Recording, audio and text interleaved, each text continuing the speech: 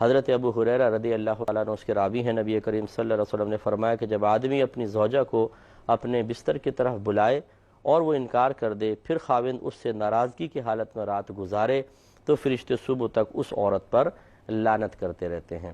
تو تھوڑا سا ہم نے آپ کو پچھلے پروگرام میں عرض کیا تھا کہ دراصل جو نکاح اللہ تعالیٰ نے رکھا ہے وہ اسی لیے یہ کچھ تقاضائے نفسانی باطن میں انسان کے رکھا ہے، جس کو پورا نہ کرے تو وہ مختلف بیماریوں میں مبتلا ہو سکتا ہے، اور اگر پورا کرے اور حلال طریقے سے نہ کرے تو پھر حرام میں جا پڑے گا۔ تو شریعت نے پھر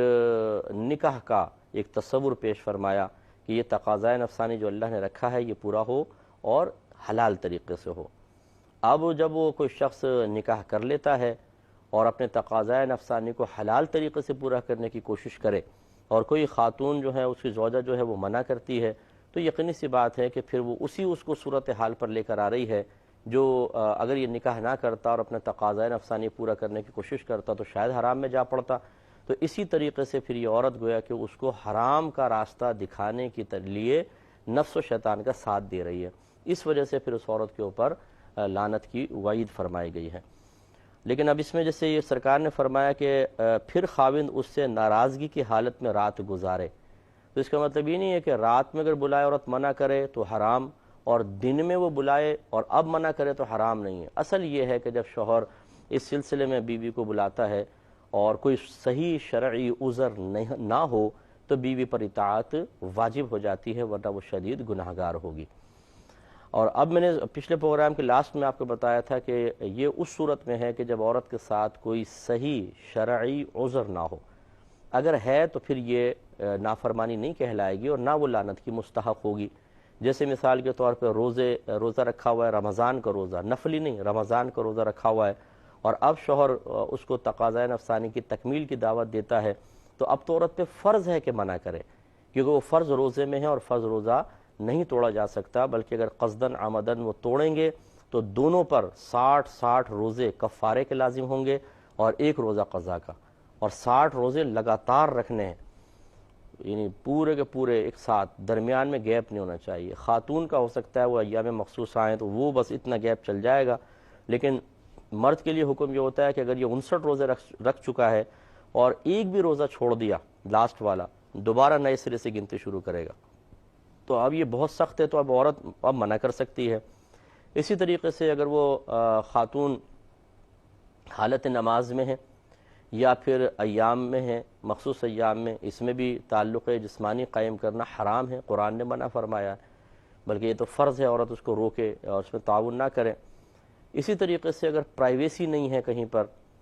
یعنی کسی کے اچانک، جیسے بعض لوگ گھر میں دروازے میں کنڈی نہیں ہے، کسی مہمان بن کے چلے گئے اور کسی کی بھی اچانک آ جانے کا اندیشہ ہے، تو یقینی سی بات ہے کہ انسان ریزرو ہو کر بیٹھتا ہے، اور ایسا کوئی معاملہ نہیں ہوتا کہ کسی کی کھڑکی سے نگاہ پڑ جائے، کوئی اچانک گھر میں کمرے میں داخل ہو جائے، تو پھر اس کے لیے لازم سی بات ہے کہ ریزرو ہو کے بیٹھنا ہوگا۔ اب اگر عورت منع کرتی ہے اس وجہ سے تو اس کی گنجائش نکلے گی، اب وہ لعنت کی مستحق نہیں ہے۔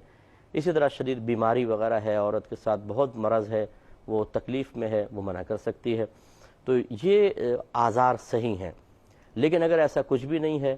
اور خواہ مطلب یہ کہ نخرے یا چھوٹی کوئی وجہ، چلو ناراضگی کی بھی چل رہی ہو فرض کر لیں، لیکن وہ وجہ کوئی اتنی بڑی نہیں ہے، کوئی معقول وجہ نہیں ہے، تو اس میں پھر اطاعت نہ کرنا یہ شدید عورت کے لیے وعید کا سبب ہے کہ ساری رات اس کے اوپر فرشتے لعنت کرتے رہتے ہیں۔ تو اس سے ذرا ہماری کچھ بہنیں بھی درس حاصل کریں۔ بعض اوقات ایسا ہوتا ہے کچھ خواتین مجبور محض ہوتی ہیں، وہ تو شوہر سے ڈر کر اس کی ناراضگی کے باوجود یا ناچاکیوں کے باوجود اطاعت کی طرف مائل ہو جاتی ہیں، لیکن بعض خواتین ایسی ہوتی ہیں کہ جن کے پیچھے کچھ بیک ہوتی ہے، ان کے بھائی ہیں اور یا پورا خاندان آ کے کھڑا ہو جائے گا، یا ویسی وہ مطلب شوہر اس سے دبتا ہے اس کے پیسے سے، اس کے حسن و جمال سے، اس کے بڑے خاندان کی بنا پر، یہ پھر شوہر کو وہ حقیقی عزت نہیں دیتی ہیں، بلکہ یہ کہتی ہیں کہ میں شوہر کو تو بھئی ایک لیول تک رکھتی ہوں میں، اس کے بعد تو اگر وہ ذرا بھی کرنے لگے تو پھر میں اپنا رنگ دکھا دیتی ہوں۔ وہ رنگ کیا ہے جی؟ وہ نافرمانی کا رنگ ہے۔ وہ سمجھتی ہیں کہ شاید یہ مجھے اللہ نے ایک طاقت سے نوازا ہے، باقی عورتیں تو دبی رہتی ہیں، کمزور ہیں، میں کمزور نہیں ہوں۔ میں آپ کو یقین سے کہتا ہوں جو عورتیں اس معاملے میں کمزور ہیں، کم از کم میدان معاشر میں شرمندہ نہیں ہوں گی۔ شوہر شرمندہ ہو سکتا ہے، اگر وہ ظلم کرے گا تو شرمندہ ہوگا کہ انہوں نے صبر کیا، لیکن یہ عورتیں شرمندہ نہیں ہوں گی۔ لیکن جو دنیا میں اپنے آپ کو بہت طاقتور سمجھ کر اللہ کی مسلسل نافرمانی میں مبتلا ہو، شاید وقتی طور پہ تو اس کو فتح کا احساس ہو، شاید اس کے خاندان میں کچھ لوگ اس کی پیٹھ تھپکیں کہ شاباش بیٹا تم ڈٹی رہو، ایسے ہونا چاہیے عورت، لیکن میدان محشر میں بہت شرمندگی ہوگی۔ تو یہ کوئی بھی بہن یہ نہ سمجھے کہ دیکھیں یہ مرد ہے نا تو ایسی باتیں کہہ رہے ہیں، ایسی بات نہیں ہے، یہ ہمارے نبی کا فرمان ہے۔ آپ دیکھیے اللہ تعالیٰ نے شوہر کا حق زیادہ رکھا ہے۔ میں نے پہلے بھی آپ کو روایت سنائی کہ میرے آقا صلی اللہ علیہ وسلم نے ارشاد فرمایا کہ اگر میں کسی مخلوق کو سجدہ کرنے کا حکم دیتا تو بیویوں کو حکم دیتا کہ وہ اپنے شوہروں کو سجدہ کریں، لیکن سجدہ تو صرف اللہ کے لیے جائز ہے۔ تو اس کا مطلب یہ ہوا کہ شوہر کا حق بہت زیادہ رکھا ہے، اس لیے ہم آپ کو یہ سمجھا رہے ہیں، اور یہ کوئی ایسا نہیں ہے کہ ہم صرف آپ کو سمجھا رہے ہیں، اگر کوئی ہمارے قریبی خاندان کی خاتون ہوگی اس کے لیے بھی یہی تعلیم ہے، حتیٰ کہ ہمارے گھر میں ہوگی تو اس کے لیے بھی یہی تعلیم ہے۔ کوئی یہ تو نہیں ہے کہ شریعت دو ہیں، ایک آپ کو بتانے والی شریعت، ایک اپنے عمل کے لیے شریعت یکساں ہے، اور ہم سب کو اس کو اپنے اوپر بھی عملی طور پہ نافذ کرنا چاہیے۔ لہٰذا کوئی بہن برا نہ مانے، بلکہ ٹھنڈے دل سے تھوڑا سا غور کریں۔ اور میں بارہا ہی سمجھاتا رہتا ہوں کہ پہلے انسان صراط مستقیم سے ہٹا ہو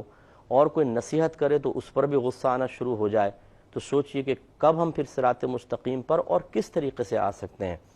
پہلے ہی ہم تو رستے سے ہٹے ہوئے ہوں اور کچھ سمجھانے لگے تو ہمیں برا لگے، ہم اسی پہ تنقید کریں، اسی پہ اٹیک کریں، اسی سے بدگمان ہو جائیں،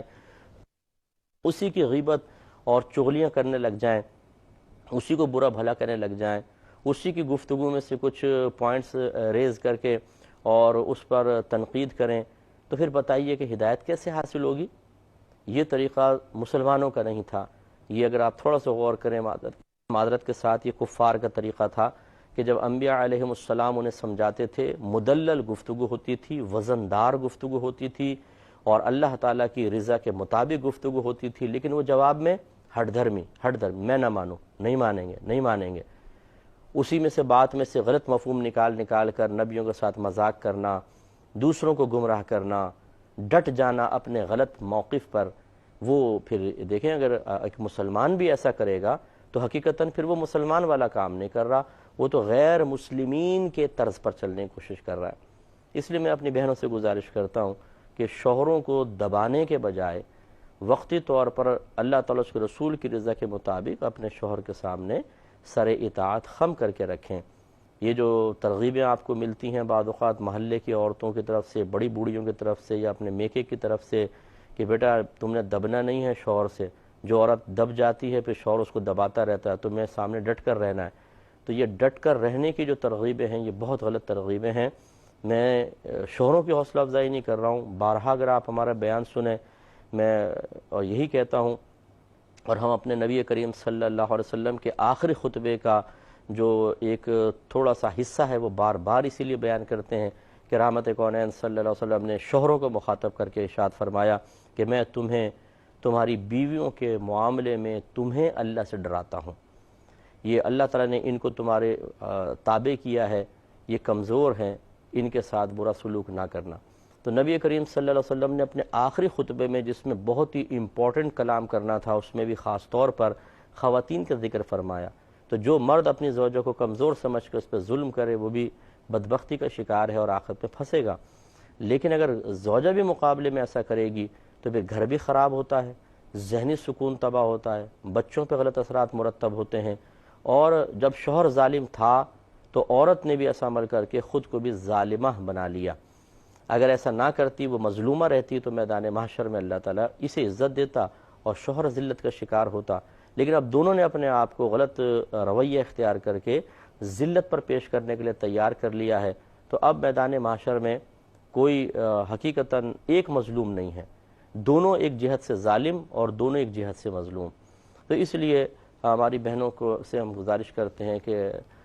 حکومت کی کوشش نہ کریں، محکومہ انسان رہے، محکوم اور تابع رہے، لیکن عزت کے ساتھ، یہ ضرور ہے، تو انشاءاللہ عز و جل بہت اچھا ماحول رہتا ہے۔ تو اب خلاصہ کلام یہ ہے کہ اگر کوئی خاتون ایسی ہیں جو چھوٹی چھوٹی باتوں کی بنا پر یا اپنی کسی طاقت کی بنا پر شوہر کی ان معاملات میں اطاعت نہیں کرتی ہیں تو وہ بہت ہی غلط کر رہی ہیں، انہیں اللہ تعالیٰ کی بارگاہ میں توبہ کرنی چاہیے۔